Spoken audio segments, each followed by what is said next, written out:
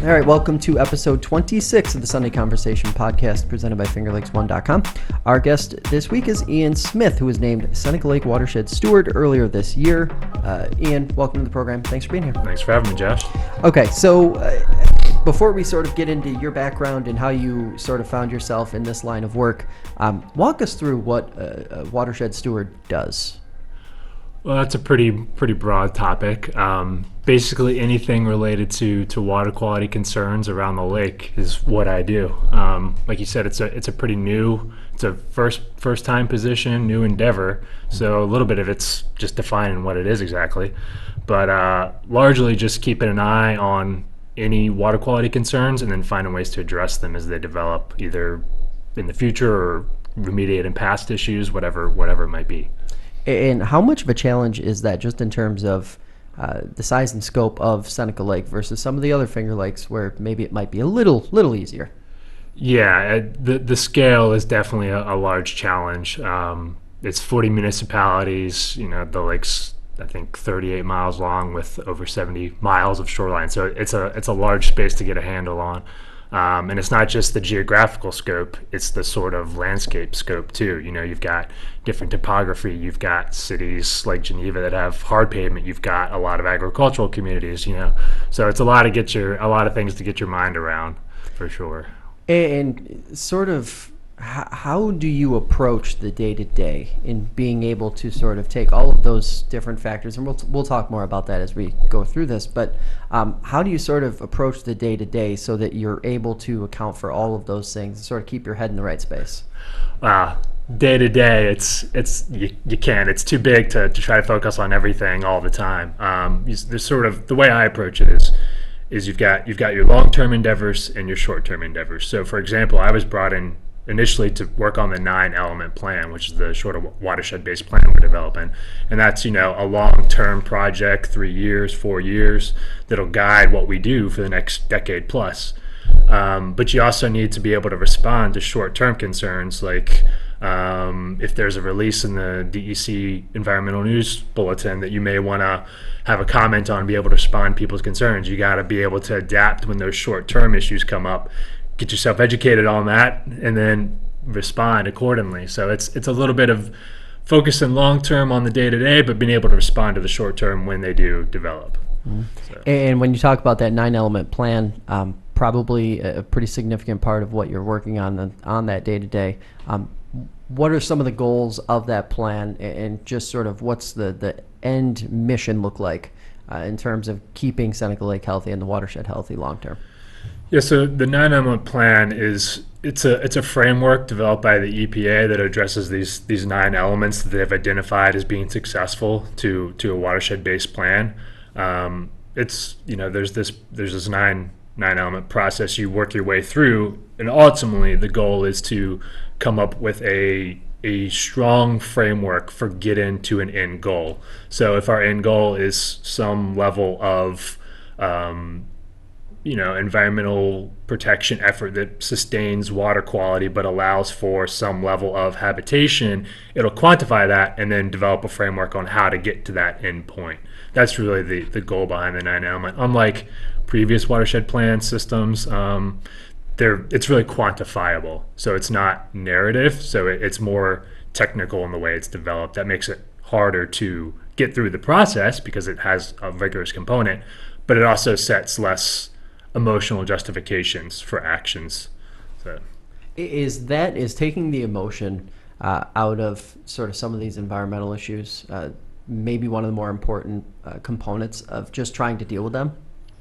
Yes and no. I mean, the nice thing about quantifying is it does eliminate the sort of conflicts can develop between user groups, but you don't want to make it too technical and too hard to relate, because something like Seneca Lake, there's an emotional attachment to it. So you don't want to completely eliminate that, because that inspires people to actually take action. So it's trying to find a balance of those two things. And one of the nice things about Seneca Lake is that it's not what they call impaired. So it's still functioning in the way that it's been classified as a public resource. So we have a little bit of flexibility in where our end goals are. So you get a little bit of that emotional value and input into it, but at the same time, the way you define that endpoint that's based on people's interest and how they value the system, it has a quantifiable target to sustain that value. And one of the more common questions, especially obviously HAB season, many more what people might think is a harmful algae bloom anytime they see something floating in the water. One of the common questions that we see coming into our inboxes and of course on social media is the lake safe? Is the lake healthy? What's sort of the go-to assessment that you all sort of provide to people who might be curious or just concerned about what Seneca Lake is right now? Well, the biggest thing around the question of is the lake or any lake healthy is, especially when it comes to biological activity like algal growth, is what do you want the lake to be? There's these classifications of different kinds of lakes based on the biological activity. So if the goal is to maintain Seneca as a low nutrient, like clear water, low biological systems that support cold water fisheries, then there are some trends that are concerning, like the HABs issue. But there are other systems where you have higher, biological activity. There's, bass fishing and a lot of algal growth, a lot of vegetation growth. So it's a little bit of what do you see the lake being, where do you want it to be? But as far as is it safe or not, I think in general, yeah, Seneca is in pretty good shape, and there's definitely some improvements. I was just at the wastewater treatment plant at Geneva a couple of days ago and saw an aerial photo taken in 1934. You can see an oil slick on one part of the town. You can see the discharge from sewage in another part of town, and you can see a landfill where the canal used to be at the north. So it's loads better than it was, without question. But that doesn't mean there aren't still concerns, particularly as we see it more of as a recreational resource where people are in contact with it, eating the fish out of it, versus, a disposal system back in the day. Right. So, yeah. And how much unknown is sort of attached to lake health overall in terms of scientists and experts are still trying to figure out different components of all of these different things to figure out what is what when they're going through making measurements and things like that? Yeah, it's hard. Like the HABs issue in and of itself has a lot of question marks around it. There's all sorts of things that contribute to an harmful algal bloom, nutrients, sunlight penetration into the water, the presence of zebra mussels that preferentially feed on other kinds of algae, allowing blue-green algae to proliferate. I mean, there's all sorts of things that we're still trying to get our head around and understand exactly what causes stuff to happen. And then, there are a lot of things that we haven't even looked at yet. We know the Seneca Army Depot, where they made munitions, has some concerns that no one's really even barely begun to look at. So with over, I don't even know how many chemical compounds are in existence these days, over thousands, that we don't really have a good handle on the impacts to the system. So yeah, there's so many things to look at that it's hard to identify everything that's a potential concern. Does it lend itself to the argument that perhaps there's too much focus on HABs and maybe a little too much concern around that specific area when there are probably many other direct concerns for a lake like Seneca or any body of water in general? Yeah, there's definitely an argument for that.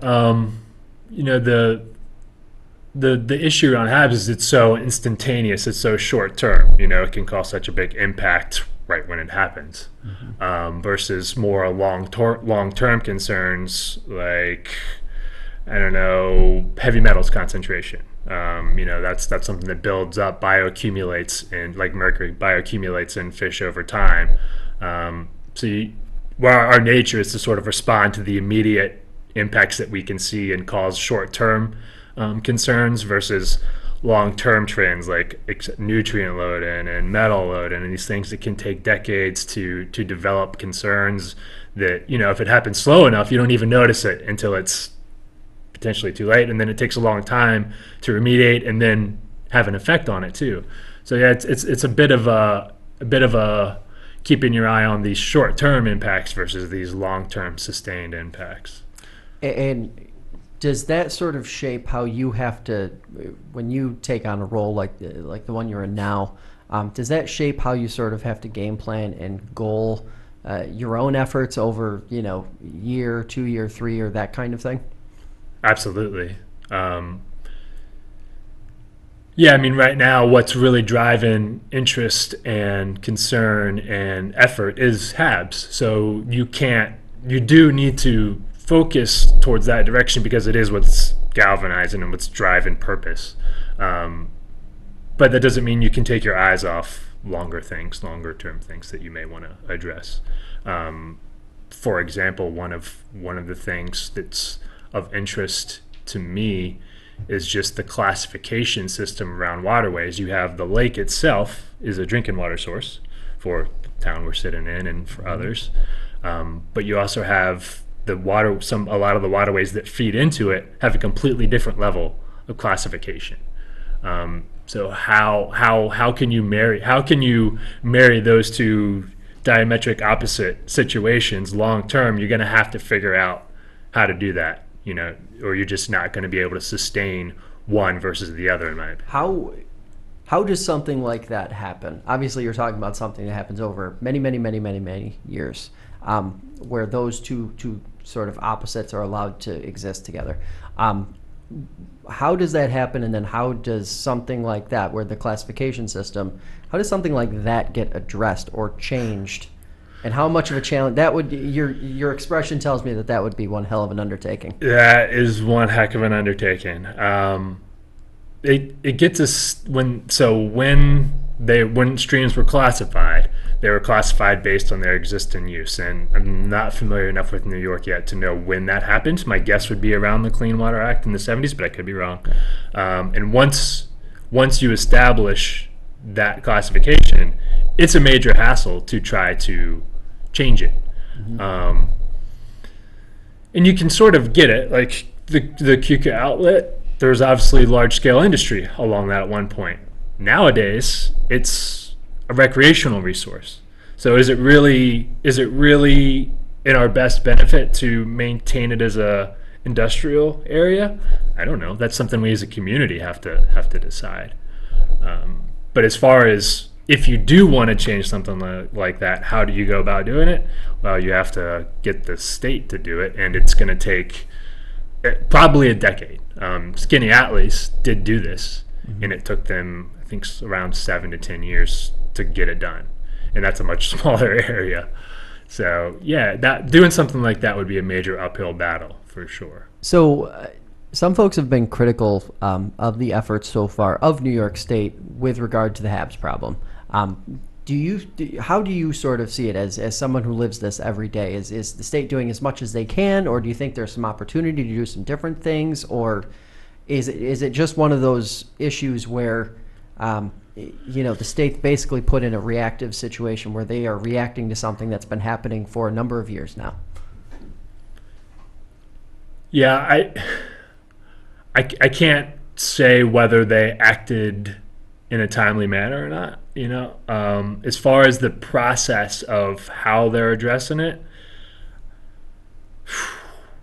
that's tough. It's a widespread issue. We have a lot of lakes. Where do they focus their effort? That's always going to leave one community benefiting and another not.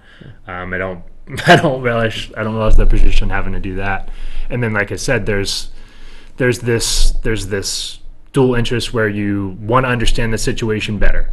So you need to put effort towards, scientific endeavors monitoring that don't necessarily directly produce a reduction in it, but you have to better understand how it's happening. At the same time, people want to see efforts that actually produce a result. So they have been directing money towards on-the-ground projects on the, septic replacement funds. So water conservation districts do a lot of work with farmers to reduce runoff. Where exactly that money is being spent, how it's being spent, they give you big numbers, but I don't know exactly how it goes. Maybe it's all through the CFA process. I don't know. but yeah, it's a hard balance, and I don't know if it's the best approach or not, but I don't relish them having to figure that out. When oftentimes when we see this discussion happen, or when we see the community sort of talk about this issue, whether it's the HABs or whether it's lake health, there tend to be sort of hot points where people tend to focus their energy. Do you see this as more of a widespread community-wide problem, as opposed to sort of, well, it's ag's fault, or well, it's because of a landfill here, or well, it's because of this specific thing here?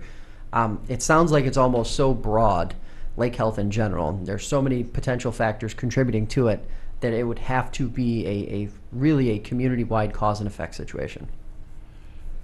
Yeah, I mean, it sort of depends on, a lot of it depends on what exactly you're trying to reduce, the pollutant that you're trying to eliminate. In the case of nutrients, it comes from everywhere. Yeah. So it really is a community effort. We're all in this together. You know, it is a shared resource with all of us in the watershed contributing to some degree. What that is, I mean, the 9 element is designed to quantify that for a reason, so that you can actually figure out where the sources and levels are.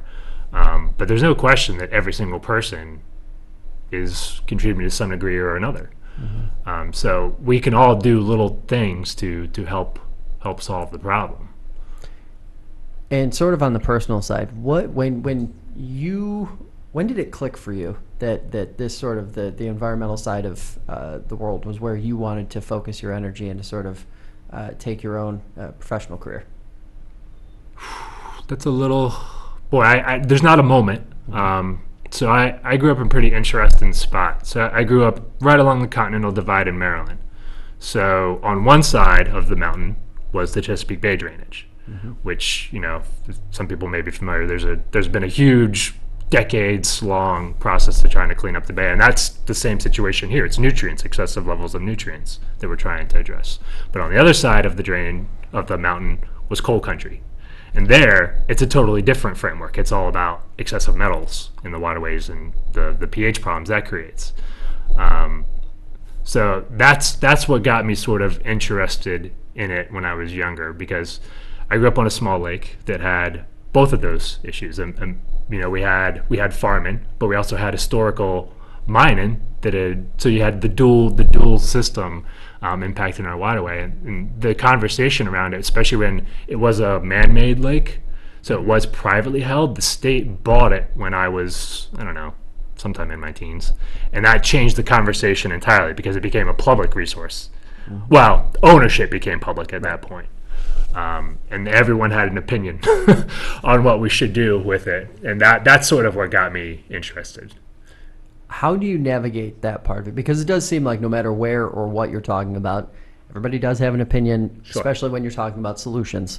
But they're very complicated, as you've sort of alluded to so far.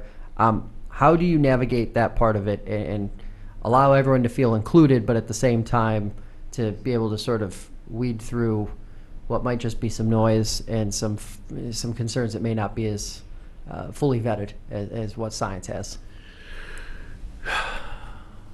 That's sort of the $1 million question when it comes to public resources. Everyone's got a different purpose in mind when they see a public resources. Some people are interested from a purely recreational standpoint. You know, in the case of Seneca Lake, water supply, that's I think of value to everyone, I would think. There's no answer to that. Science wants to quantify and eliminate the sort of soft science of things, the soft value of things, but you can't do that. That's the challenge. That's the challenge we face, and that's also what makes it intriguing to me, because it isn't this privately held thing, mm-hmm. where one group, one person, one company, or whatever gets to decide what to do with it.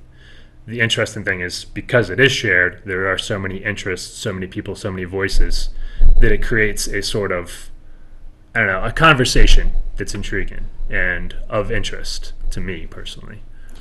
So I think back to the debate around Crestwood Midstream, the southern end of Seneca Lake, and it seems like there is frequently this sort of two sides of any of these environmental water-related issues. You have the folks who say we need jobs, we need this, we need industry, we need that, and then you have the folks who say we need to focus, as you're saying, on the recreation, the tourism, and the people who are using the lake for what a lot of other folks call fun. Sure. But obviously, drinking water is a big part of that as well. How divisive is that part of it, and how much of what you're doing is trying to insert all of the rest? Because there's a lot of space, there's a lot of latitude between those 2 points, and it sounds like that's where you're kind of trying to shove information in so people see a little more. Right. I mean, I'm not an economist, so I can't tell you the sort of job impact on economic environmental preservation, but so like I said, I came from Maryland. There's a lot of information studies that have shown that by reducing the nutrients and sustaining the fisheries there, you sustain jobs, you sustain a market there that you otherwise would have lost. Does that balance out? Some studies say yes, some studies say no. That's economics for you. Yeah. But the challenge with jobs is it's always speculative. Right.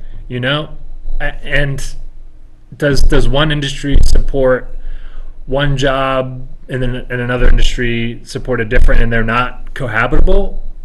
I don't think that's a choice you always have to make.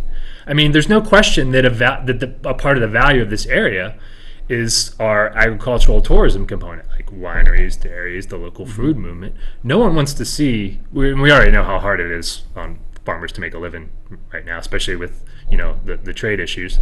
So I mean, no one wants to see that side of the community struggle more than they have to. But we also know that there's an additional value around recreational. I mean, the property tax situation. I mean, I haven't had a time to delve into the property tax role yet, but I think it can safely be said that there's a higher value of lakeshore versus not. So you don't want to lose that sort of component to our area either. So I mean, I'm not an economist. I can't answer that question sufficiently for you. Certainly not asking you to be one, Yeah. But I will ask you this, because we have seen a pretty significant outpouring of support from local municipalities, local leaders, in this sort of broader effort to create a coalition and to preserve not just the environment, but lakes like Seneca. What has that support been like for you as you enter into this role and then try to start tackling some of the things that are coming before you? Well, it's been a huge boon for me just in the short time I've been here. It's helped me just try to start to get a handle on the different communities and the different issues that we're facing. Like I said, I was doing work in coal country, really small towns, small populations. There's not a whole lot of feedback available to you in those sort of environments. Here, there's so much energy, so much interest. That's been real galvanizing personally. It just keeps you going every single day. The challenge, of course, is all that energy means there's also a lot of people that come to you, and you try to balance everyone's, sort of time. They all want some of your time. You only have so much to give and be effective. You are only one person. Yeah, exactly. But I mean, it's been a huge boon because a large component is just trying to educate myself around all the issues that we are trying to tackle. And then, of course, it gives me avenues to reach out and try to develop communications two ways.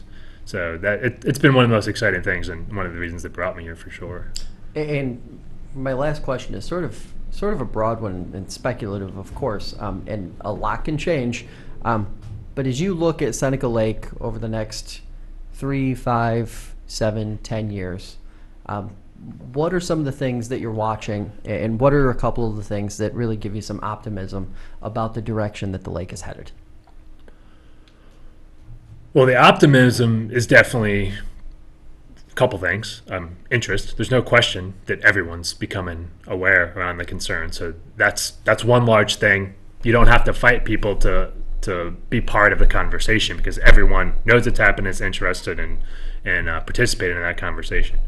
Some other things is there's a lot of work already on the ground. I think there's a little confusion around, because we are promoting this 9-element thing so heavily, that, oh, it's another plan. Well, there's a lot of projects on the ground too that we're simultaneously pursuing, either ourselves, or the soil and water conservation districts, some of the lake associations.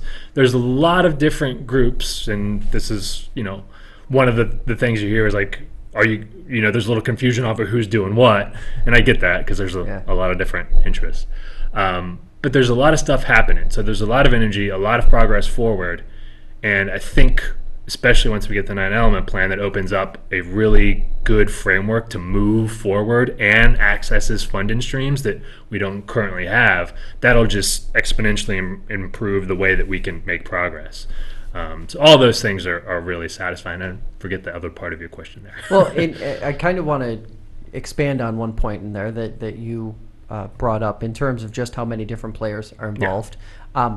How important is that part of it? Because obviously, some folks might think that if one agency were doing all of it, that it would be more organized, that it would be better, that it would be this, that, or the other thing. But really having a broader coalition of folks working toward this single goal, preserving the local environment, the Seneca Lake, it really will be easier to achieve in the long term, right? Oh, absolutely. Yeah. So there are a lot of groups, but they all have sort of a little different function. The SWIO, that's a municipal organization. It's composed of a municipality, so there's obviously a government component to that. There's Seneca Lake Pure Waters Association. That's private, just volunteer-based, mostly lakefront people, but not always. There's some other people just in the watershed. They have a whole different avenue that they can operate in because they are a nonprofit, non-government organization. Then you've got water conservation districts. They have great working relationships with the farm community. They're doing great work there. If you have one single agency, I'm not sure that it could develop the sort of expertise in certain realms and the sort of relationships in certain realms to really get a lot of stuff done. I think by focusing in different areas while maintaining partnerships among these different groups is the best way to get things done, because it gives you more flexibility and more areas to operate. I just think, one of the things that personally, when it comes to shared resources, the local community is always going to have a better understanding and stronger connection to that resource than someone that's further away and doesn't have that direct emotional connection. That their only understanding of it may be a number, a quantifiable number. So personally, I don't think having some remote enterprise speaking for this resource is the way to preserve it. So when you hear from different folks who have concerns, and maybe they throw the question to you, how can I get involved, or what can I do? How do you direct folks who want to help, who want to be part of the solution, to sort of get that energy going in the right way? Boy, we could be here all day on that. There's a couple of different things. Okay, so let's start with the most basic thing, pollution prevention. How do you do that? Pollution into a water body is through two ways. There's the source of the pollution, and there's the transport of it. It all comes down to that. Those are the two those are the two mechanisms on how pollution gets there. So one super simple thing around excessive nutrients, reduce the amount of nutrients you're using. So let's say, for example, I don't know, you have a yard. Let's say you have a house with a yard. Do you need to use fertilizer? There's free to $10 soil tests from Cornell Cooperative Extensions. They can tell you, do you actually need to spend money on buying fertilizer? There's one simple thing. As far as how it gets to the lake, make some sort of effort to reduce the amount of runoff. So instead of having a gutter directly from your roof into your yard, maybe put a rain barrel on it. The Soil Conservation Districts do rain barrel workshops pretty regularly during the summer, and you can walk out the door with a rain barrel for $20. Well, don't quote me on that one, but I think that's about right. As far as assisting with the effort and understanding what's going on, Pure Waters has an incredible volunteer monitoring effort around all sorts of stuff. And it's actually one of the nation's best examples. I think they have I don't know the exact number, but it's over 100 people this year helping them doing HABs monitoring along the shore. That's an enormous effort on everyone's part, and it's all volunteer based, and they have a few tiny little gaps along the shoreline, but for the most part they've got an 80% coverage. So another dozen people, maybe we could get 100% coverage. There's a great way to do safety around HABs. The 9 element plan it's a voluntary, and this is really important for people to understand. A total maximum daily load is the same sort of framework as a 9 element plan. One is regulatory, one is not. The 9 element plan is not a regulatory action. It is a voluntary plan and program. So it's really important that we get a lot of people to engage and participate and share their interests and concerns around the sort of projects and long-term planning that we're going to be developing. Because because it is voluntary, people have to buy in to actually implement the things that it lays out and suggests. So it's important that we get people to participate around that conversation and be a part of the sort of group effort to sustain this resource long term. Well, Ian, thanks for taking the time. Obviously, this is super complex stuff. We're going to be having several more conversations with Seneca Lake Pure Waters, and we got a few other shows planned throughout the remainder of the summer. But appreciate you taking the time to come in and talk to us. Thanks for having me.